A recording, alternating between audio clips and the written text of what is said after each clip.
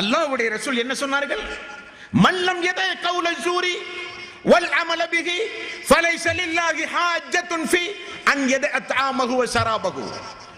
யார் ஒருவர் ரமதானுடைய மாதத்தில் நோன்பு நோற்றிருக்கிற நேரத்தில் பொய்யான பேச்சுக்களை, தீய நடவடிக்கைகளை யார் விடவில்லையோ அவர் உண்ணாமல் இருந்தாலும் பருகாமல் இருந்தாலும் அல்லாஹ்வுக்கு எந்த தேவையும் இல்லை என்றார்கள்.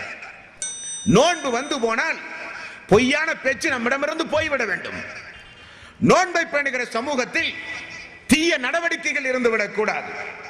தீய நடவடிக்கைகள் ரமலானுக்கு பிறகு இருந்தாலோ நோன்பினுடைய இரவு காலத்தில் பிரதிபலித்தாலோ ரசூலுல்லாஹி ஸல்லல்லாஹு அலைஹி வஸல்லம் அவர்கள் சொன்னார்கள், மல்லம் யத கௌல ஸூரி வல் அமல பிஹி ஃபலைஸ லில்லாஹி ஹாஜ்ஜத்துன் ஃபீ அன் யதஅ தஆமஹு வ ஷராபஹு. உண்ணாமல் இருந்தாலும் பருகாமல் இருந்தாலும் அல்லாஹ்வுக்கு எந்த தேவையும் இல்லை. அது ஏதோ வெறுமனே ஒரு 13.5 மணி நேரம் உண்ணாமல் உறங்காமல் உறங்கி கழிக்கின்ற மாதம் அல்ல.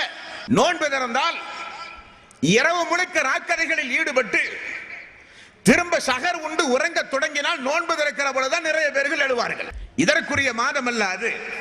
அல்லாஹ் தந்தானே, அல்லாஹ் நம்மை தேர்வு செய்தானே, இவ்வருட ரமலானுடைய மாதத்தை சந்திக்கின்ற ஒரு வாய்ப்பை தந்தானே, எண்ணிலடங்காத கூலியை பெற்று தருகிற மாதம், பாவங்கள் எல்லாம் வேரோடும் வேரடி மண்ணோடும் வெட்டி சாய்க்கப்படுகிற மாதம், மலக்குமார்கள் எல்லாம் நமக்காக வேண்டி பிரார்த்தனை செய்கிற மாதம், ரமலானுடைய நோன்பில் பகல் நேரத்தில் ஒரு அடியான் துஆ செய்கிற பொழுது எல்லாம் அல்லாஹ் தஆலா கொடுத்து கொண்டிருக்கிற நேரம், ரமலானுடைய கடைசி 10 வருகிற பொழுது 1000 மாதங்களை விட சிறந்த இரவை தாங்கி வருகிற மாதம் ரமலானுடைய மாதம்.